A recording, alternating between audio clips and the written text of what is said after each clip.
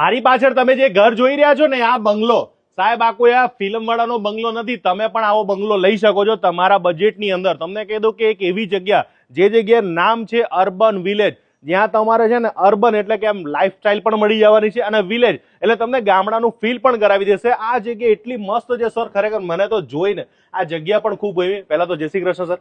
હવે સર, અમારે આવવાનું કઈ જગ્યા, આજુબાજુમાં કઈ જગ્યા લોકો નજીક પડે છે એ પણ કહી દો સર. આ તમારું બારડોલી છે, આફવા ગામ છે, અને આપણો હાઈવે નંબર 53 છે, એના હાઈવે થી જ આપણી એન્ટ્રી છે. ઓકે, એટલે એનાથી તમે અંદર આવી શકશો. હવે મને એ જણાવો કે મારા બોમ્બેના ઇન્વેસ્ટર પણ બહુ બધા છે, અને આપણા એનઆરઆઈ લોકો કે જે આ આજુબાજુના સરાઉન્ડમાં ઘણા બધા લોકો રહી રહ્યા છે, કે જે તમે હમણાં કીધું કે હમણાં લોકો આવવાના પણ છે. અને જો તમે પણ ઇન્વેસ્ટ કરવા માંગતા હો તો અહીંયા 70 થી 80% લોન પણ થઈ જવાની છે. બાકીનું પાર્ટ પેમેન્ટ તમે કરીને તમે સારું એવું પોતાનું ઘર એક ઇન્વેસ્ટ તરીકે, અથવા તમે રહેવું હોય ભવિષ્યમાં ગમે ત્યારે ઇન્ડિયામાં, તો તમે રહી શકો. સર, હવે આ મને કહી દઈશું કે કેવી રીતના બધા બંગલા છે, એ મને કંઈક અલગ અલગ ભેદભાવ કર્યા છે કે એક જ છે એ કયો?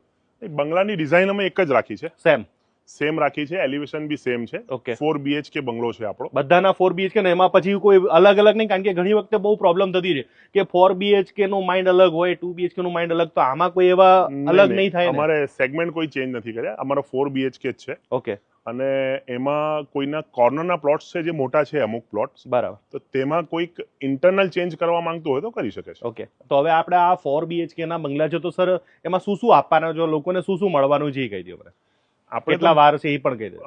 ટોટલ આપણો 1944 સ્ક્વેર ફીટ નો પ્લોટ છે, 36 બાય 54 એની સાઇઝ છે, ને 216 વારનો પ્લોટ થાય છે. ઓકે, અને એમાં આપણે જે બિલ્ડર ફિનિશ કહી શકાય, એમાં બાથરૂમ છે, ફ્લોરિંગ છે થી માંડીને બધું જ આપણે કરીને આપી દઈશું.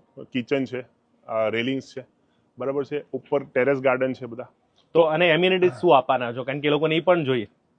એમ્યુનિટીઝમાં તો અમે છે ને તે અહીંયા લગભગ 50,000 સ્ક્વેર ફીટનો ક્લબ બનાવ્યો છે. ઓકે, એમાં લોન એરિયા છે મોટો, એક ડેક એરિયા છે, પછી બેન્ક્વેટ છે, જીમ છે, મોટું રિસેપ્શન છે, થિયેટર રૂમ છે, યોગા અને મલ્ટીપર્પઝ હોલ છે, રેસ્ટોરન્ટ પણ મોટી આવવાની છે, અને એક અમે મલ્ટી ક્યુઝિન સારામાં સારી રેસ્ટોરન્ટ આ એરિયાની બનાવવા જઈ રહેલા છે, તે પણ અહીંયા આવી જશે. પહેલી તો મોટી પ્રશ્ન એ છે કે સર જોઈ લો, અહીંયા પાર્કિંગ છે, અંદર આપણે રૂમ છે, તો સર થોડુંક આપણે બતાવી. Yes yes sure. સર, આપણે બંગલામાં એન્ટર થઈ ગયા છે, પહેલા જો ફિલિંગ આવે છે, હા, સર આ બધું ફર્નિચર સાથે આવશે કે એમનેમ આવશે, મને એ પણ કહી. ફર્નિચર એક્સક્લુડિંગ છે. આ અમારો સેમ્પલ હાઉસ છે. યસ, તો એ અમે ફર્નિચર સાથે રેડી કરેલો છે. આવો તમારો હોલ હશે, આવું તમારું જે કહેવાય ને કે ડાઇનિંગ ટેબલ હશે, અને પાછળ મસ્તીનું જોરદાર સ્પેસીસ વાળું કિચન છે, નીચે રૂમ પણ આપેલો છે. અને પાછળ તમે જે જોઈ રહ્યા છો કે અરે ભાઈ, દરેક લોકોની પસંદગી હોય ને ભાઈ, એ આટલી બાલ્કની સર આપણે આટલી તો આવશે ને કે આખું આવશે ગાર્ડન, એ બધું કહી દો. બધા બંગલામાં ડેક એરિયા તો ખરો જ. આ ડેક એરિયા આટલો આવશે. ગાર્ડન